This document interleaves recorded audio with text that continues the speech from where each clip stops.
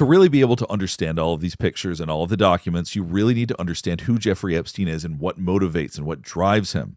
Now, obviously, this is someone who likes power. He likes being around famous people. But more than anything else, he is driven by massage and fantasies around massage. Not the actual massage itself, but sexual fantasies that he ties in together with the massages. Now, this is someone who has very unusual sexual behavior around massage. So this is some sort of fantasy world that he's created. What he desperately wants is to be wanted. He wants these adolescents and these young women to want him. So he creates situations where he's hoping that they will do things voluntarily. They will do things on their own, which of course they're not going to. These are just ridiculous fantasies that he has. He doesn't seem to understand social dynamics very well. He doesn't really understand other people very well, but he's very wealthy, which plays very well into that. Now, here's where Ghislaine Maxwell comes in. She understands Jeffrey Epstein. She knows who he is and what he wants, and she is the one who tries to make the fantasies happen. She tries to find people that she thinks will fulfill that role for him. She gives them direction. She tells them what to do. She asks them to write letters and to write thank you notes and all of these things. That's all guided by her because she basically is trying to provide him with the fantasy that he so desperately wants. I think the dynamic between them is very much actually like parent and child.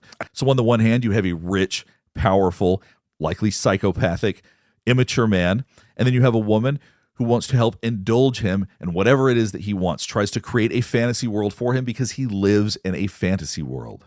Now, as far as this release of the Epstein files, which some people have described as only about 10%, there's really not much about President Trump in there. There's a couple of pictures like this, but there's very little that actually references Trump in this dump of the Epstein files. Now, this picture right here, this is very consistent with the emails that he would send. He did not like President Trump. I know they were friends at one point, but by the time Trump became president, it seemed very clear that Jeffrey Epstein did not like Trump, that he made fun of him, that he thought he was ridiculous. That's further demonstrated by these novelty condoms that he had. And as you can see, it says condom $4.50, which would be $45. Obviously, he was the 45th president, so clearly this would have been after Trump became president. Now, here's Jeffrey Epstein with Woody Allen. Looks like it's on the set of a movie or something like that, and that's how close they were. Woody Allen would be the kind of guy who would invite Jeffrey Epstein to hang out on the set of his movie. They were extremely close. They spent a lot of time together. He's the kind of guy that the House Oversight Committee should probably have some questions for. Now, here's a picture of Epstein and President Trump. This was actually from the December 13th document dump. And you can tell this is a pretty old picture. President Trump looks a bit younger, but you can tell at this point they looked like they were close friends. They're standing very close to each other. I know it's in an enclosed space, but you tend not to be willing to stand this close to somebody that you dislike. So at this point, I think they were still probably getting along quite well. Now, if you look at that picture on the left, that's Bill Gates in an airplane. I presume that's Jeffrey Epstein's airplane. But if we go down, this is a much more interesting picture of Bill Gates. Now, this obviously is Bill Gates many, many years later. He was relatively young in that last picture we saw. And this is where body language comes in because this picture fascinates me. And it puzzles me why, when this was released, they didn't release the full picture, which I'm actually going to show you because it's much more interesting. Anybody can look at Prince Andrew in that picture and tell that he has tension in his face as he's looking at Bill Gates. This was the one that was released by the House Oversight Committee. I'm going to show you what the full picture looks like. This is the actual picture, and the body language in this is fascinating. So you can see Bill Gates just standing normally, body open, arms down, looks totally normal in that picture. Now, Prince Andrew, on the other hand, looks very defensive. His chin is tucked down. We do that to protect our neck. He's got his hand up in almost in a protective way in front of King Charles, which I think is so interesting. And the way that he's looking at Bill Gates right now, he is looking with an incredible amount of tension in his brow. So why Prince Andrew was so fearful at that time, I don't know. But clearly, King Charles looks totally normal in that picture. Just a very normal picture of somebody interacting with somebody else.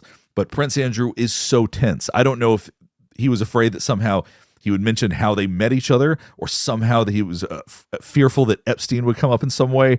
But man, Prince Andrew is dialed in, and he is very uncomfortable right there. Now, the last picture before we get to the most current document dump is a picture of Bill Clinton. He is going to be a theme that comes up over and over again throughout this, because I think Jeffrey Epstein and Bill Clinton were very close friends. Now, Bill Clinton has said, or his representatives have said since then, he only knew him before any of these charges.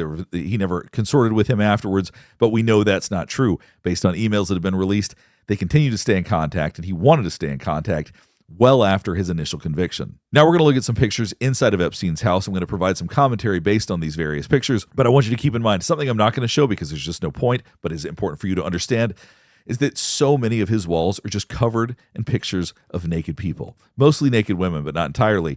but his entire walls are covered with photographs of various people and various forms of undress. And to me, that just, he's trying to create a sexually charged atmosphere. That's the goal there. He's hoping that other people know who he is and understand him without him having to say anything. So that's the point of that. Keep in mind, the way that we express ourselves in our environment is a representation of who we are psychologically. That's true of anybody. I've said this on other videos. Someone who's disorganized inside, your environment's going to be disorganized. If you're someone who's very controlled, you're going to have a very clean environment. So keep in mind, the goal of having all those pictures is to groom.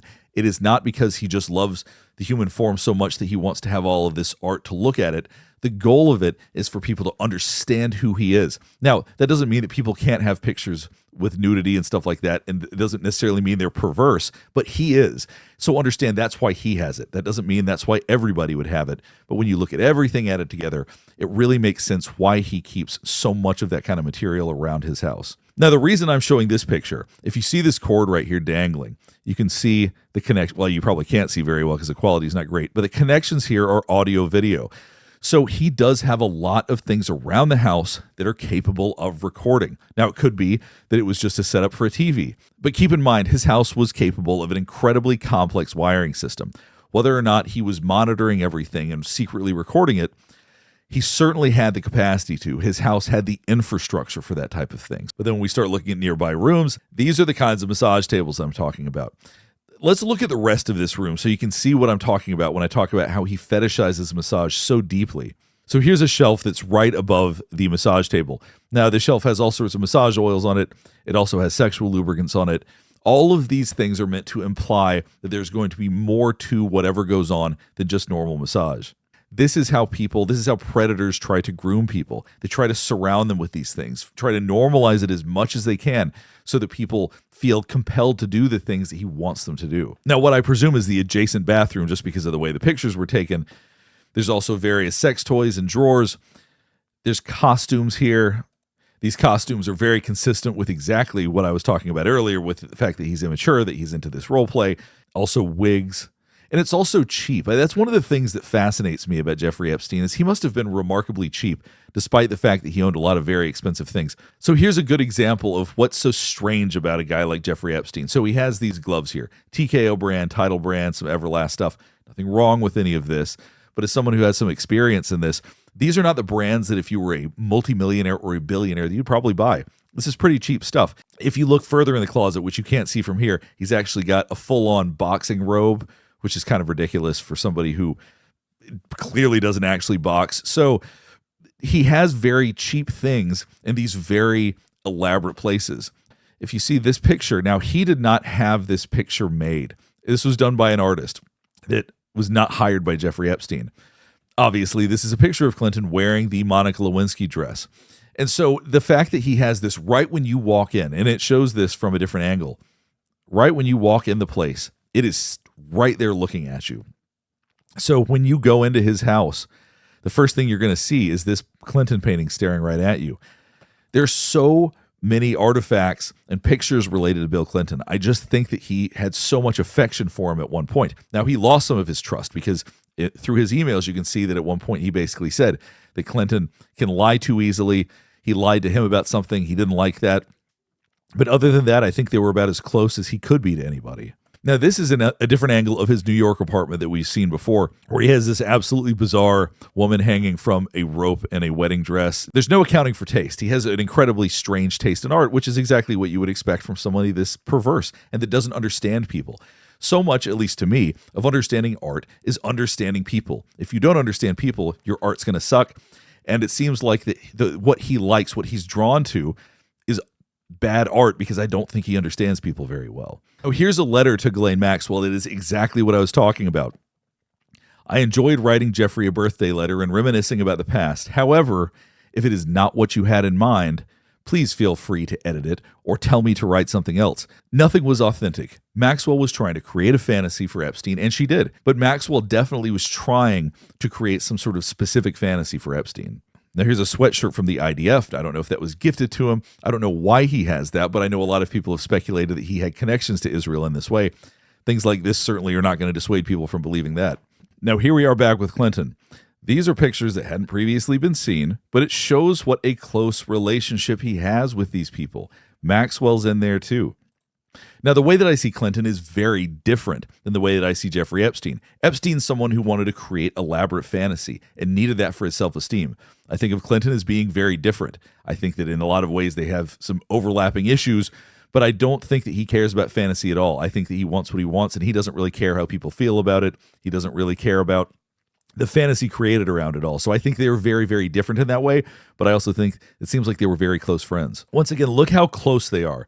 They're basically interlocking arms, very real smiles here, squinting next to the eyes. You can see the way that the corners of their mouth are going up. These are two people that are really enjoying being together. These are two people who are very, very close. And here's Clinton, once again, looking as happy as he possibly could. If you look at the position of his arm relative to this person, she has her hands tucked between her legs. That's a defensive posture. She looks a little bit uncomfortable, despite the fact she's got her arm draped around him, putting her other hand here. If she was someone that felt closer to him, she might put her hand on his arm or something else. She looks quite uncomfortable. The way that he's holding his hand, I would associate with confidence, and the way that she's sitting, I would associate with discomfort. So she seems less comfortable in this situation.